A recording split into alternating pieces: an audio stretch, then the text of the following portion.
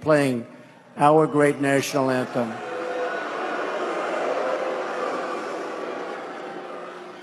The only thing you could do better is if you see it, even if it's one player, leave the stadium. I guarantee things will stop.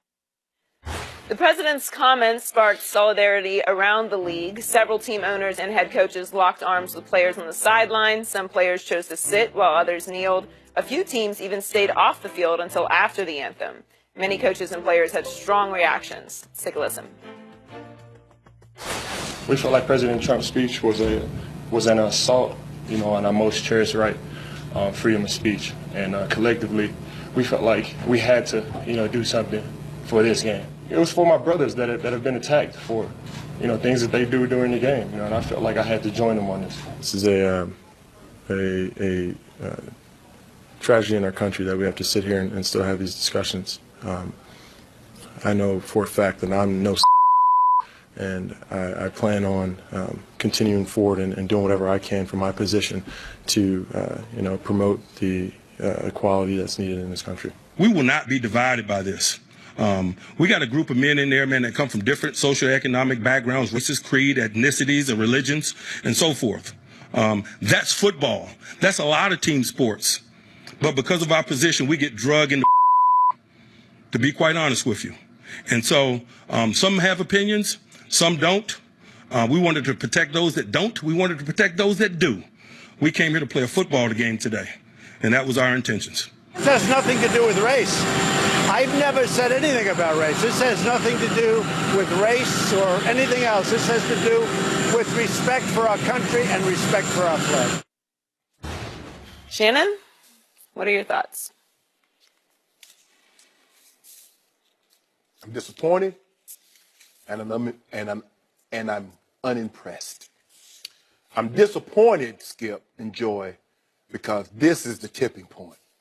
Of the 7,537 things that President Trump has said in the last 50 years, him calling an NFL player an SOB is what brought the NFL, the owners and its players together. And while some might be moved by the conscience of these NFL owners, it wasn't their conscience that moved them. It was the cash. Because, see, Skip, what we know about people with money, they don't like being told what to do. They don't like being bullied. You see, President Trump has bullied a lot of people. The very first thing that he uttered as he strolled down that escalator 2.5 years ago is that Mexico is sending us their worst, murderers, rapists, and drug dealers. That didn't shock the conscience of the NFL's owners. Him offending Gold Star families. Nope. Him calling Rosie O'Donnell a pig.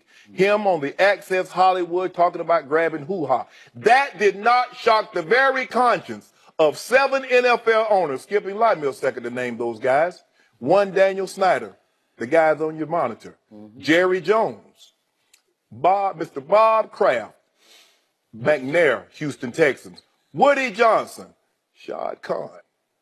They gave $1 million for the inauguration of President Trump. And now they seem to be shocked. Every author that's written a book about President Trump, and they started writing books about him in the 1980s, they say he is exactly today as he was then. Sure. So that is all I want to say about him. Skip. Now what has happened, because what he said in Alabama, play into it, you know what happens in Alabama, Skip. There's something that's going on in America right now that's more valuable than Google and Apple stock. It's more valuable than gold and Bitcoin. It's called race. It's very valuable. And President Trump, he understands that. But Skip, now I'm unimpressed because this wasn't a protest. This was unity. So what are we showing solidarity against, Skip? We're showing solidarity because President Trump, he challenged the very men, wealthy men, billionaires, and he told them what you should do if someone protests, you should fire them. They don't like being told what to do, Skip. And then, Skip, he called the players that protested the anthem, he called them SOBs. Think about that now. He called them SOBs. That's what got the owners. That's what got the players to unite. Alan, is that the worst that he's ever said? Absolutely not. Never called Vladimir Putin a SOB. never called Ed of Turk an SOB. Even those men that walked down the streets in Charlottesville, Virginia, Skip, carrying the tiki lights, hollering what they were hollering, inciting violence. He never said SOB. As a matter of fact, Skip, he said there were some good people in that group. What has transpired, Skip, again? Because what were they uniting against? It's almost like they were uniting against Colin Kaepernick's right for free speech. That's not what Colin Kaepernick was talking about.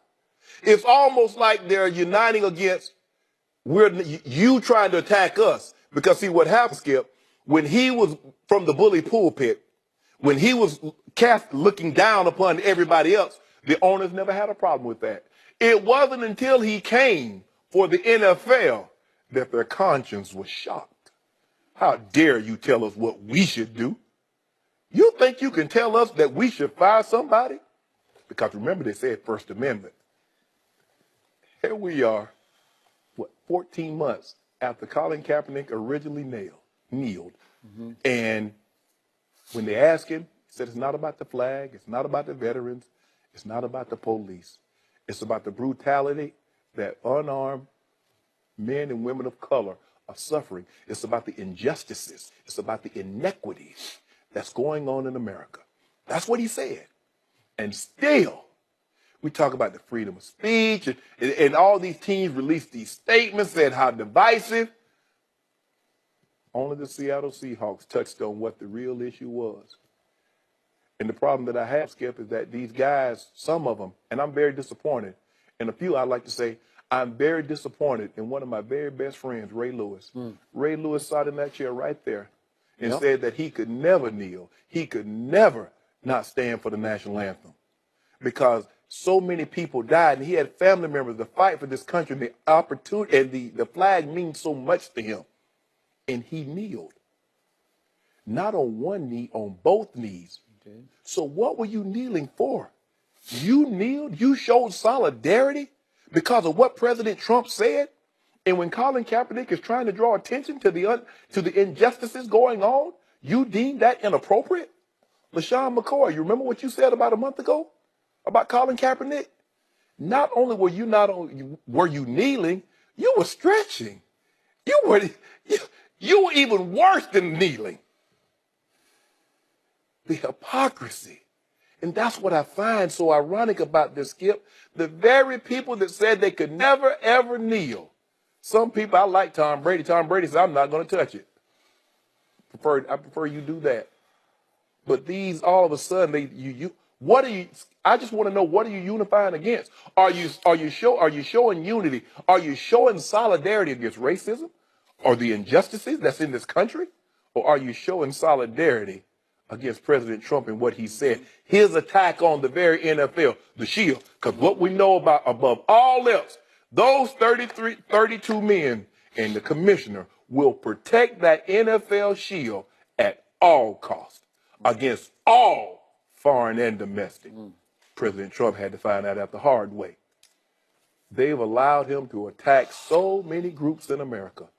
It wasn't until he came for one of 32 and the 1,600 men, and only a handful of them, Skip, have ever nailed in protest. Yep. And he called him an SOB, and that shocked the conscience.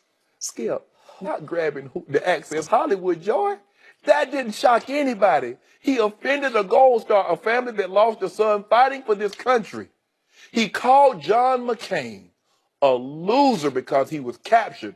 John McCain was a POW in Vietnam. He refused to come home until everybody came home.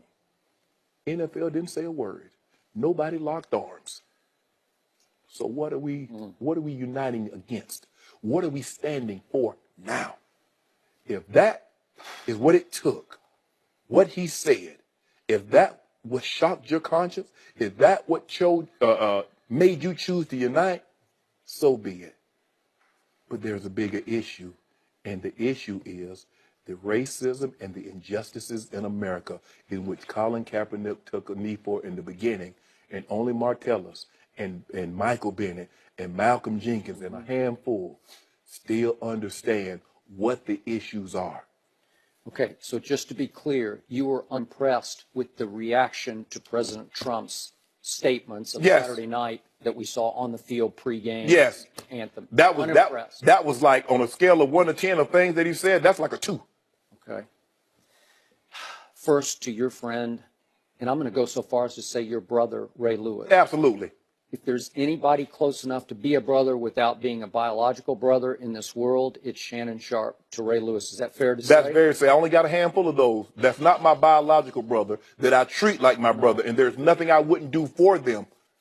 That's why there's so much credibility in what you have said in criticizing Ray Lewis, who obviously is a regular here on Undisputed. Correct. I ask you this question, and it's only a question, not a statement. But is it possible that even Ray Lewis, like so many Trump supporters, saw the light finally? No. And said, man, No. I can't do this. I can't support anything about our president anymore. I've No. got to join in No. with the reaction too. No? I think what it was is that Steve Bisciotti, the owner, said this is what we're going to do as a team. We're going to show unity, and Ray joined in. I would have preferred he stayed in the locker room and do nothing, because that's what he said up here. He said he couldn't kneel. He said he couldn't protest the national anthem. That's what he said. I'm taking him at his word. Okay, and I'm going to assume you're going to have a word privately with Ray Lewis today. You better believe it, Okay. Skip Bayless. Thank you for that. That would be important to me to hear the outcome of that. Okay, back to what I saw on the field yesterday. And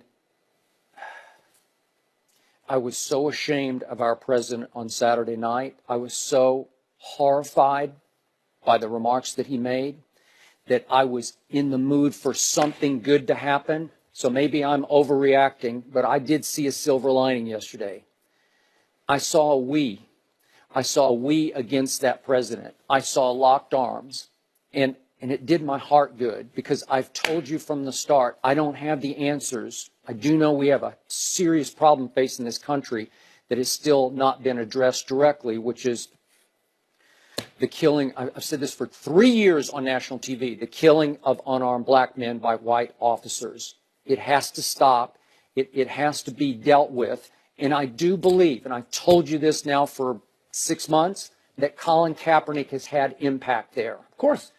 Profound national impact. And I told you from the start, I cringed because I'm a God and country guy. You know that. Mm-hmm. It's the first time I saw him, what did he do the first? Did he sit for the anthem the first time? He was sitting on the bench. Okay. That is correct. So the first time he sat for the anthem, I just cringed because I just believe in our country long-term, big picture. Mm-hmm. And yet, I also told you, as I listened to this young man, and he is still a young man, so eloquently define and lay out what he was protesting against, I bought completely into it. And I applauded it, and I endorsed it, and I tried to support it here on Undisputed. And he risked his job, and I think he sacrificed his job to make that statement. And he will go down in history because of that. So that set the tone for what we saw yesterday. And yesterday was in support, in large part, of Colin Kaepernick, what he started. And no matter what it took to detonate this reaction within the league united against Donald Trump yesterday.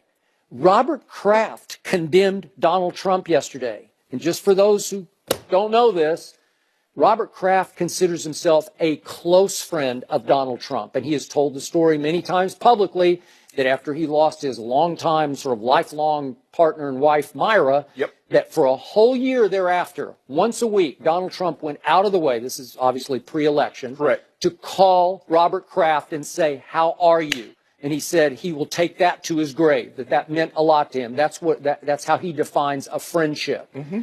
So it took a lot for Robert Kraft, for whatever reason, for the wrong reason or the right reason, to be forced into the corner of condemning our president and his close friend, Donald Trump. You got to admit that was a big deal. No, because he brought it to his house. Okay, but he still, did. But it's still, this was progress. Let me ask you a question. This was a heartwarming display to me. It's better than nothing. No. Okay, just remember the circumstance of what was happening. We just had Kenny Stills a week ago talking about what happened to the movement. It's fading. Where are we? Come join me. What's happening here? Remember that? Yes. Okay, and we talked about here on Undisputed a couple times that it seemed like the protest movement had subsided. It was sort of fading into the background of the NFL season. Correct. Right? Yes. Well, guess who jump-started it on Saturday night? Isn't that a positive thing? Didn't it bring new awareness to it? But the movement that Kenny Stills talking about that was dying out was the killing of unarmed people of color. The protest of that. And yes. the injustices and the inequities in America. It wasn't about the First Amendment. No. It wasn't about showing solidarity because President Trump called somebody an SOB.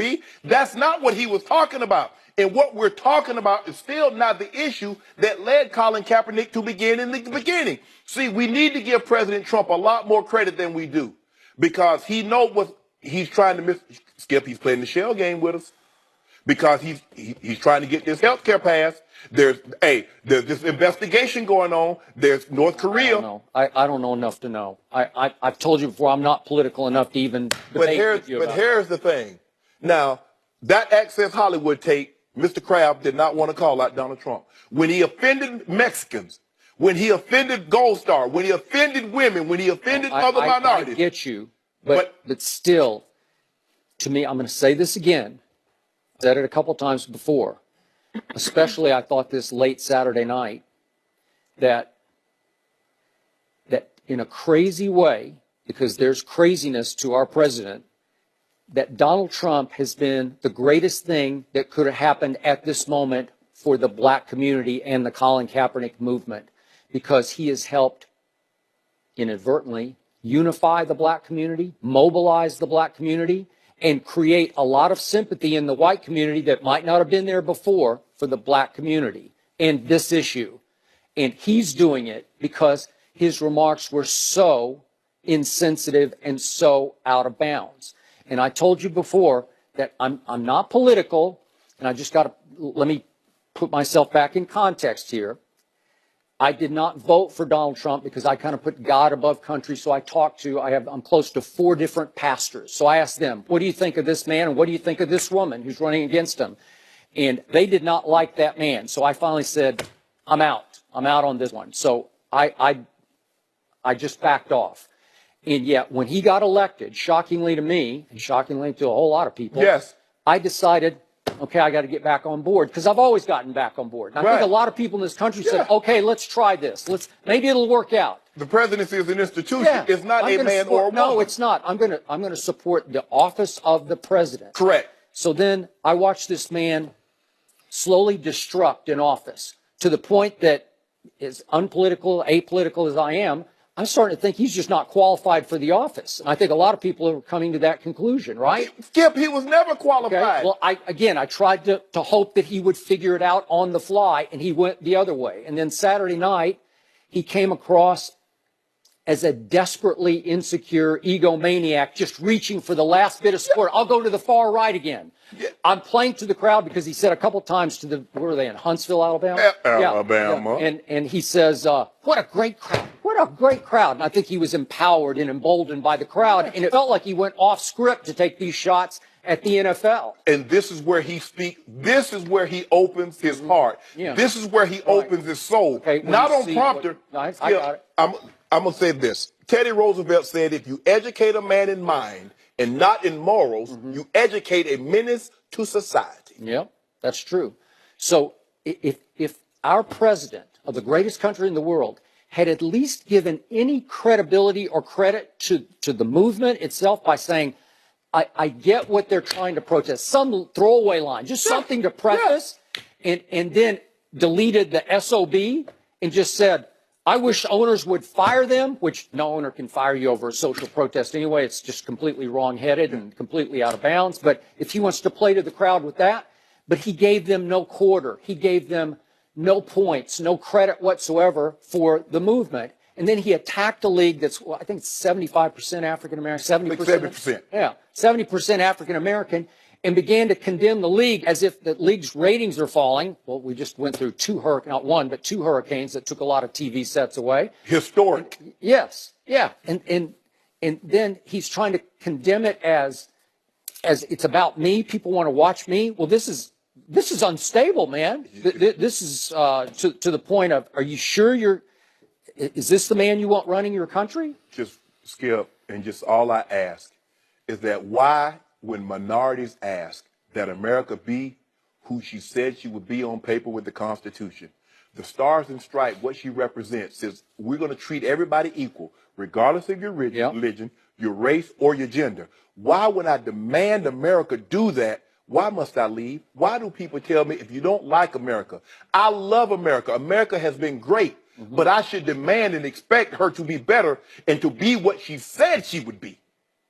And when she's not, it is my job as an American citizen to call attention to it. And stop telling me people died for cloth. They didn't die for that flag, Skip, because they died for that flag. They'll die for a dress. They'll die for a pair of jeans. They'll die for a T-shirt.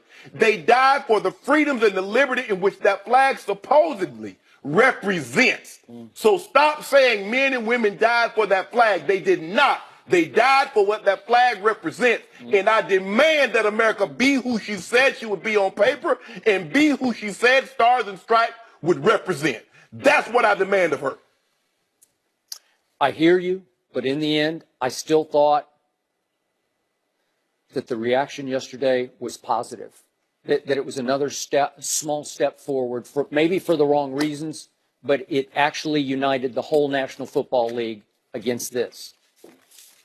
Well, so it's a lot of very different layers to this, but I will say I'm not surprised at all that Trump said anything to the sort whatsoever. But I do have to say, the first thing that I thought after processing all of the, just ridiculously disrespectful comments from the office of the president, billionaires really don't like being told what to do. And if I was a billionaire owner and probably a titan of industry, since I am a billionaire, having the president say that money should be taken out of my pocket